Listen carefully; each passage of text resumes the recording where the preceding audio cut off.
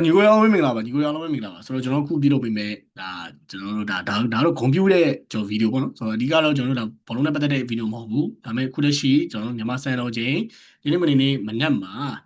ကျွန်တော်ပြောမယ်ဆိုရင် UFC မှာတကယ်ကို flyweight ကပတ်လူပွဲရှိပါဆိုဒီကပတ်လူပွဲမှာလည်းတကယ်ကိုမြန်မာပြည်သူပြည်သားတွေအကုန်လုံးဒါတခဲနဲ့အားပေးပြီးတော့စောင့်ကြည့်ကြတဲ့ပွဲစဉ်အနေနဲ့ Joshua Fan ရဲ့ကပတ်လူပွဲပေါ့နော်ဒါပြောရမယ်ဆိုရင်တော့တကယ်ကိုကျွန်တော်ကောင်းမွန်တဲ့ပွဲစဉ်တစ်ပွဲအဓိကတော့ကျွန်တော်တို့ဒါ main event မဟုတ်ဘူးကို main event ပေါ့နော်ဒါ flyweight ကပတ်လူပွဲမှာ Joshua Fan အနေနဲ့ကတော့ဒါပန်ဒိုဂျာကို၄ချိန်စက်တိုက်လောက်ကျွန်တော်ပြောရမယ်ဆိုရင်ကပတ်ဒါဒီကျွန်တော်ပြောမှဆိုကာကွယ်ထားနိုင်တဲ့ဒါ defender ကိုပြောမှဆို Joshua Fan ကတော့စက္ကန့်20တဲ့နဲ့အလဲထိုးနိုင်ခဲ့ပြီးတော့ကမ္ဘာချန်ပီယံအနေနဲ့ကတော့ခုလက်ရှိချိန်မှာ UFC စင်မြင့်တက်မှာမြန်မာပြည်အတွက်တကယ်ကိုမှဂုဏ်ယူရအောင်လို့ကျွန်တော်တို့လုပ်ပြသွားနိုင်ခဲ့ပြီဖြစ်ပါတယ်။ဒါမြန်မာပြည်က Joshua Fan ဒါပြောမှဆိုချင်းလူမျိုးပေါ့နော်ဒါ Joshua Fan အနေနဲ့တော့ကျွန်တော်တို့အားလုံးမျှော်လင့်ထားတဲ့အတိုင်းပဲတကယ်ကိုကျွန်တော်မျှော်လင့်ထားတဲ့ result တစ်ခုကိုကျွန်တော်တို့ဒါပုံဖော်ပေးနိုင်ခဲ့တယ်မျော်လင့်တဲ့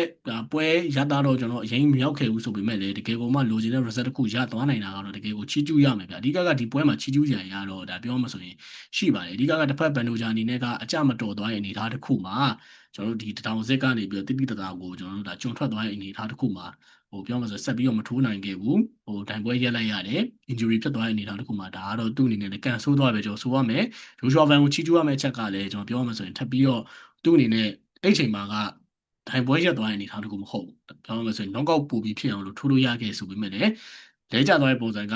မူမမှန်တဲ့အရာပေါ့နော်။ဒါပြောမှဆိုရင်ပြန်ကြည့်ရမှဆိုတိတ်ပြီးတော့မူမမှန်တဲ့ပုံစံဖြစ်နေနေတာတကူမချိုးချွာဗန်အနေနဲ့ထပ်ပြီးတော့လိုက်မထိုးတော့ပဲနဲ့တကယ်ကိုပဲဒါပြောမှဆိုရင်အားစားသမားစီးတဲ့ပီတာစွာနဲ့ပဲအဝေးကနေကနေပဲဒါထပ်ပြီးတော့မထိုးပဲဒီတိုင်းကြည့်နေတဲ့ပုံစံတွေပေါ့။ဒါတော့ဒါပူပြီးတော့ချီးကျူးရမယ့်အချက်ပါ။ဆိုတော့ဘယ်လိုဖြစ်တကယ်ကိုကောင်းမွန်တဲ့result တစ်ခုပဲဒါတကယ်ကိုကျွန်တော်အောင်လွန်အန်ဆန်တို့ဘာလို့ဒါ1 championship မှာကျွန်တော် champion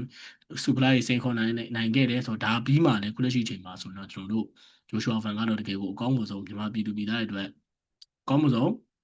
ကပတ်ကိုဒါယူပြသွားရဖြစ်ပါတယ်ဒါပထမဆုံးစိန်ခေါ်နိုင်တယ်အငယ်ဆုံးအသက်အရွယ်အားဖြင့်လည်းဒီတစ်ဖက်ကဒါဗန်ဒိုဂျာနဲ့က6နှစ်လောက်กว่าတာဆိုတော့ဒါ pace and power ရတော့ဒါဂျိုရှွာဖန်အသာကြီးရမယ်ဆိုတော့မှန်တယ်ဆိုပေမဲ့လည်းကဲကိုအ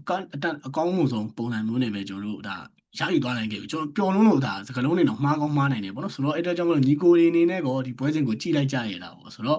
တကယ်ကိုကောင်းပါတယ်တကယ်ကိုကောင်းပါတယ်ကောင်းမွန်တဲ့ရက်ကတော့ဒါပြောမှဆိုပို့ပြီးတော့ရောက်လာပြီပဲပြောဆိုရမယ်နောက်လာမဲ့ဆိုင်းကတော့ဒါပြောမှဆို maybe ဒါဂျိုရှွာဗန်နဲ့